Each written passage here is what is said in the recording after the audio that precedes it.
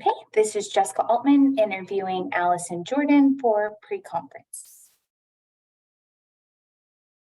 Okay. So just kind of thinking about TTES pre-conference. I know you're pulling up the questions. That's one of the things I was going to ask is like, what types of questions do you ask during the pre-conference? I had some of the ones that y'all given to me in the past and things like that, but I didn't know. So that'll be the same. They're pretty standard, and all principals use the same bank of questions. Oh, okay. So we all do it pretty. Yeah.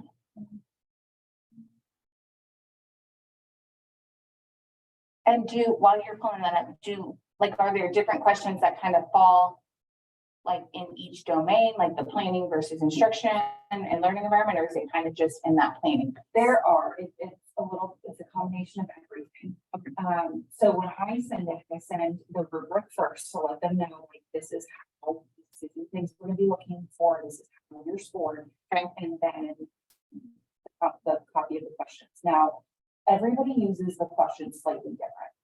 So the questions we ask are what objectives will be addressed, what do you expect the students to know and be able to do, context and within the unit plan, prerequisite skills, learning needs of students, how you're going to differentiate, grouping structures, how you're going to assess, and then any aspect that the teacher wants feedback on, lesson closure and reflection, any other special circumstances, misconceptions. So when I do pre-conference, I do not sit and go over every one of those questions. Okay. So I ask that the teacher provides me with the responses before we sit down for pre-conference.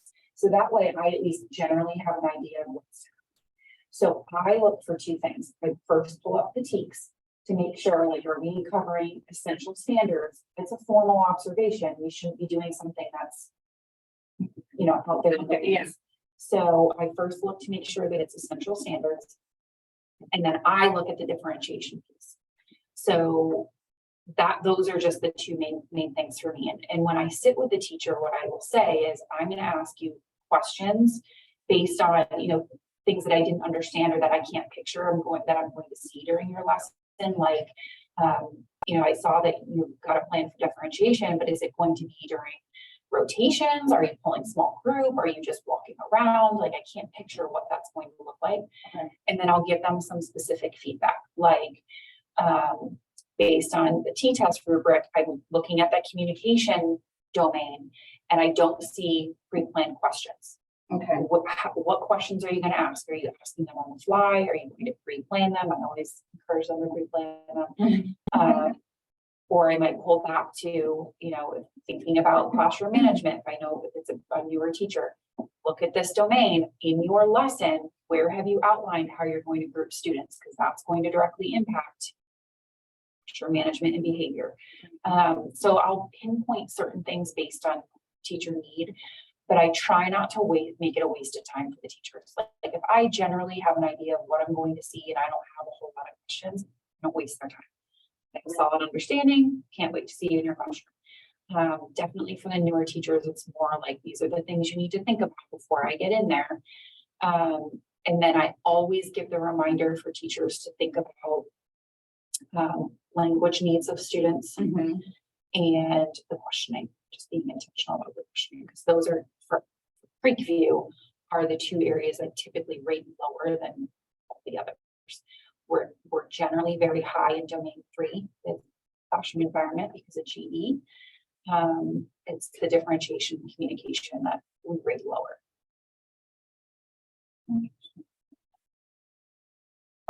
When you go in, so now kind of shifting from pre-conference to once you actually go in for observation, when you go in, do you do like just scripting? Do you have the rubric with you? Do you make notes on the rubric? Like, how do you go in and do it? So it's shifted over the years. So, okay. So first, I would have the rubric with me and I would script everything. Okay. And it took me hours to analyze the script and then match it to the rubric and pull out all the evidence. Like, it was very right. But now I feel for like 1.1, I know what to look, well, that's not a good example because that's planning. 2.1, I know what to go in there and look for.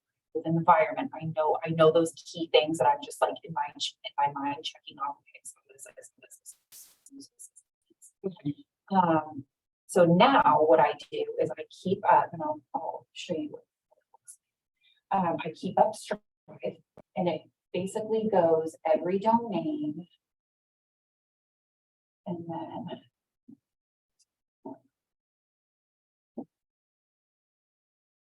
Yeah, because that's just like, even like when we did like our practice ones, we practiced with scripting. Like there were times that I would just kind of focus on the rubric of, does it fall under proficient or accomplished or whatever. So that's why I kind of wanted to see like, what do you do? And so scripting is the best. The only caveat to that is you don't want to miss something that you see. Yeah. So if you're so focused on typing, you may miss like a really great interaction or miss a behavior of a student. So yes, script, but don't forget to look up and keep your eyes open. Yeah. Let me just pull. So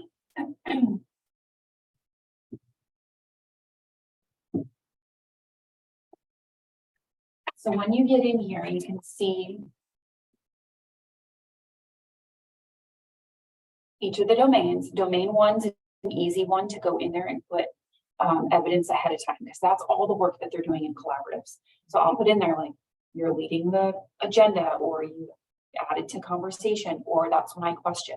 Have not seen you contribute in a couple of weeks. Think about ways that you can get more involved, or what could you add to the team? What questions could you ask to be more involved? Lesson plans don't seem as strong. Let's start focusing on this area or that area. So 1 is easy to do ahead of time. So then what I do, if you go up to the top, there's an area that says show scripted comments. This is where I type. I type everything here, but I still have everything else over on the side. So if I know like, okay, this matches, I just pulled out, teacher used academic vocabulary. I'm going to use that as evidence on 2.2 content, knowledge, and expertise. I will immediately cut and copy and paste that right down in there. So I'm not having to do it after the fact. But in the very beginning, like I just scripted, and then I'd have to go back and cut and copy it forever. So it doesn't take me quite as long anymore. And then I also, while I'm in here, like as I'm scripting, that's where I'll start making like, I'll star questions like missed opportunity for to address a behavior. Or if I notice a lot of times I see teachers that will say shh rather than doing a callback. And so I'll put shh, and then I'll do ×1, ×2, ×3. So if I start to, yes. So I start to tally things that I see that either concern me or celebration. I also timestamp everything. Yeah. So when I get in there, introduction, 9 o'clock to 9:03, lesson 9:04 to 9:40. So that afterwards I can say, hey, look at this timestamp. You spent 40 minutes with kids on the carpet.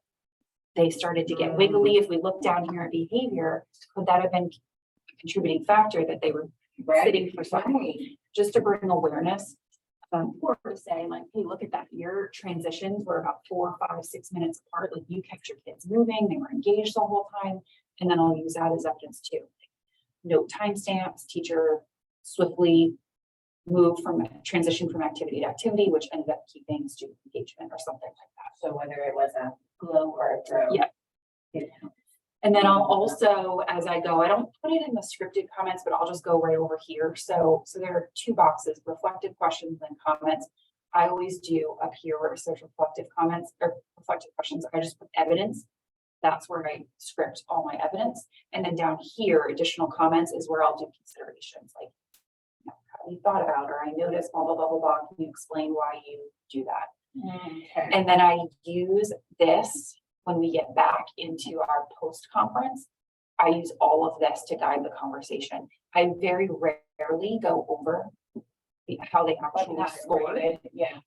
Unless there's like something major like that I'm concerned about. If there's a developing, then absolutely I'll say, hey, this rated in developing, and that's when I pull out the rubric. Okay. Let's talk about why. Here's the evidence that I pulled out, but here's what the rubric says. Do you see that discrepancy between what I saw and what the rubric states?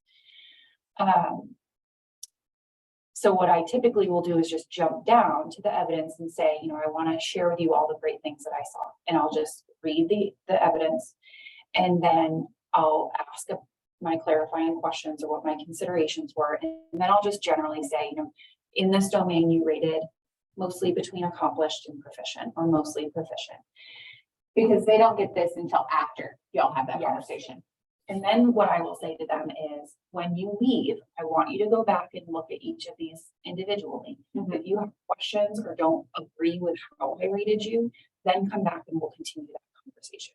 Okay. Because what I did initially is I started going into each domain in each individual marker, and that conversation, I mean, we never finished in 15 minutes. And so it just, to me, it was a waste of time. The most beneficial conversation is out of what the evidence was and what my follow-up questions are. Yeah. The reason I encourage you to script is that you're going to get that teacher that pushes back. You rated me as proficient. I am not a proficient teacher. Or that's developing. I'm not a developing teacher. And then I've got that script to say, okay, but here's what was said and what was done. Now let's look at the rubric and how is that misaligned? Or what did you feel that I missed? And a lot of times they don't have anything because I've scripted it. They may say, well, you weren't here, but I typically do this, and this. And I'll just say that, but I wasn't able to observe that. And so coming back in during walkthroughs, I will definitely be mindful of that. But in your formal observation, I was not able to see that. If it's something that's really like, I rated in developing, but I know it's not a developing teacher, I will say, I'm going to come back. I'm going to pop in, either announced or unannounced, and I want to see that in action, because that doesn't align with what I know about you as a teacher, or what I've seen in walkthroughs. Yeah.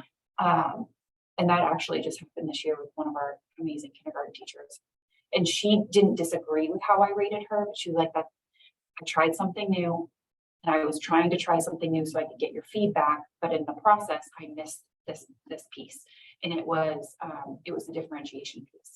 Everybody had the same sheets. They had to write on the same topic, which led some kids to not be successful. Oh, yeah. But she was trying to keep that as the constant, because whatever else she did was different.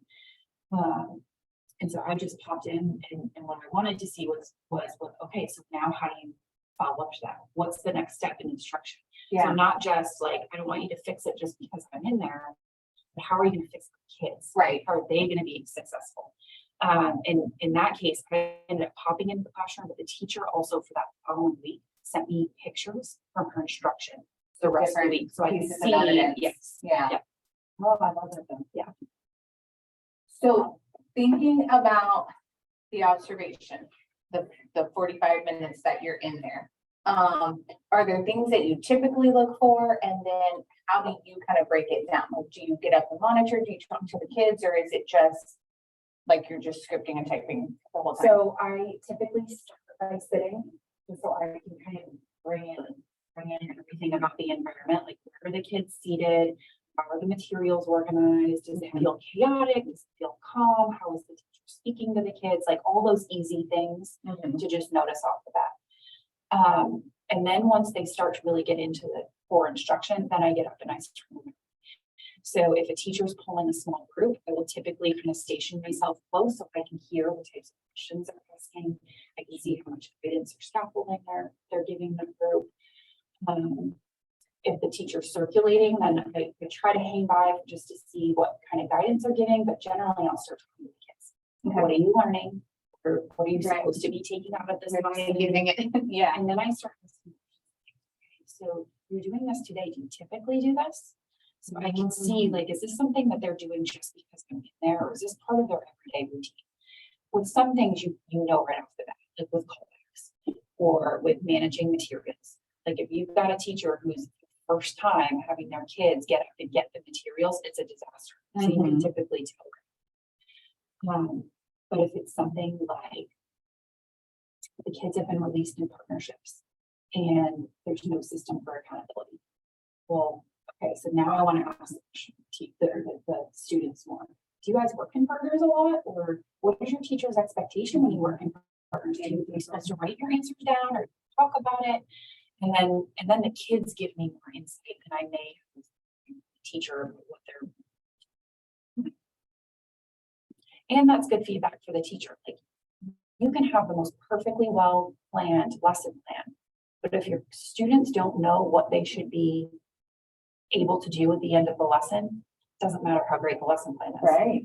So I'll kind of bring that awareness back that, hey, when I was talking to your student, they really missed the mark on what the learning objective is. Next time, you might want to make sure you clarify your can statement, or when you leave this block, I want to make sure that you have evidence of X, Y, and Z. Yeah.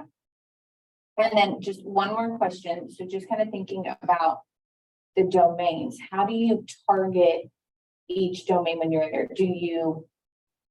So like if you first go in and you're just trying to get the environment.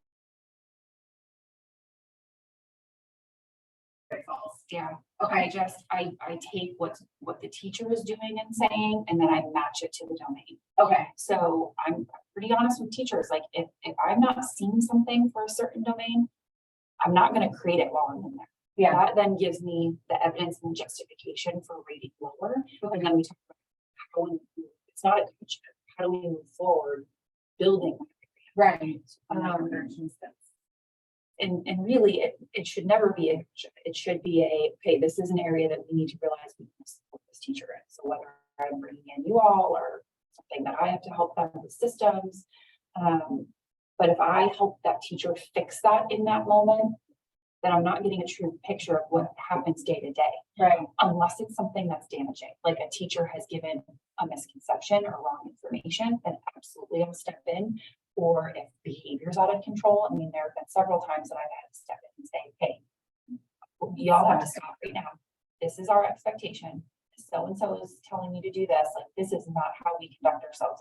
Like there have been very few times that I've had to do that, but if I'm seeing that it's crashing and burning and the teacher's not recognizing that's the only time I'll really step in. So I know I said that was the last one, but it made me think of something else bouncing off of that. Have you ever just stopped in the middle of either an observation or a conference and said, maybe we just need to do this again? Like, go back and start over. I've never stopped because ultimately when I'm not in there, that instruction is still going to continue whether I'm in. So as much feedback and evidence that I can gather, even if it's not great evidence, helps me to determine how to support the teacher. Gotcha. So I've never said like, okay, stop. Like this is a different day. This is not okay. I've never stopped. Okay. Listen.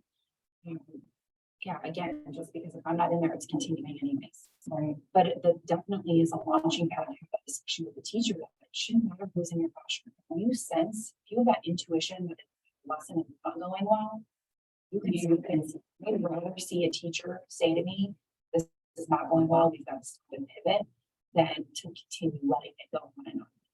I generally do this. Yes, because then what is the teacher doing? Where they go down and yeah. Okay. No, I was just wondering because I know sometimes like we've been those teachers who are like, okay, this isn't working. We got to try something new. But I didn't know if on the other side, if you see it's not working, like, signal, like, not working unless it's damaging to kids. Okay. I was going to say, so the question about what do you want? Is there an area you want me to focus on? So I'm going to tell teachers, I'm going to give you feedback. But if you have an area you want me to focus in, that's the main thing. Support, that's the purpose, is to grow that. So if they're saying an area I need to. So I have lots of teachers who say, gee, am I asking or questioning, am I extending learners? Lots of teachers talking about EBs, my supporting language needs, and then systems, just structures for how kids are moving and the transition times. Okay. So in those cases, like the GE things, I feel like our teachers are so strong on. So yes, I'll intentionally spend some time focusing on that. but I don't necessarily need to stop seeing everything else I'm doing to give them feedback. You know, like I can give them the feedback without ignoring everything else. But things like questioning or differentiation, that then will prompt me to do less sitting back and observing the whole and observing more of the one-on-one interactions with the teacher and the kids. Okay. Or to analyze like some of the kids, we all worked, or do you work in these groups every day like this, or have you worked in the same group a year? Like, how do you know when you're shifting groups? Why are you shifting groups? Why are you taking that yellow folder instead of this? Do you guys try to date it? Like it will help guide my questions and asking the kids a little bit further. So these pre-conference questions kind of guide what you're looking for in there, but really focusing on that number 9. Yeah. But what they want you to focus on. Questions. It's almost a Yeah. yes, the teachers need to do it, but for me, it's not as essential because we're in collaboration. We know what they're doing, what they're teaching, we know they're at the scope and sequence of what Yeah. they're teaching. For me, it's more of just an awareness to what I'm not walking in blind. I have an idea of what I'm going to see. I have an idea of what they're going to be teaching.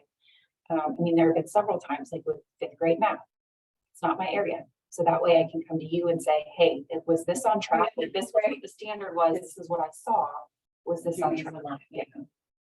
Okay, and then we're gonna see 5th grade. Are we going in for her science or her social studies lesson?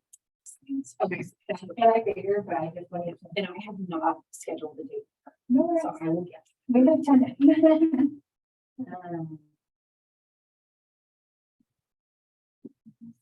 And it'll really just be, excuse me, next step will be, we'll do the pre-con, just kind of walking through the exact same process, do the pre-conference, and I'll just sit in, and then we'll go and do the observation and post-conference, and Yeah, and you, I mean, I think as you kind of see me go through the process with her, especially like with the pre-conference, like if you see something that you feel like wasn't deep enough or an area that wasn't kind of like we do with coaching, right? I want your feedback too.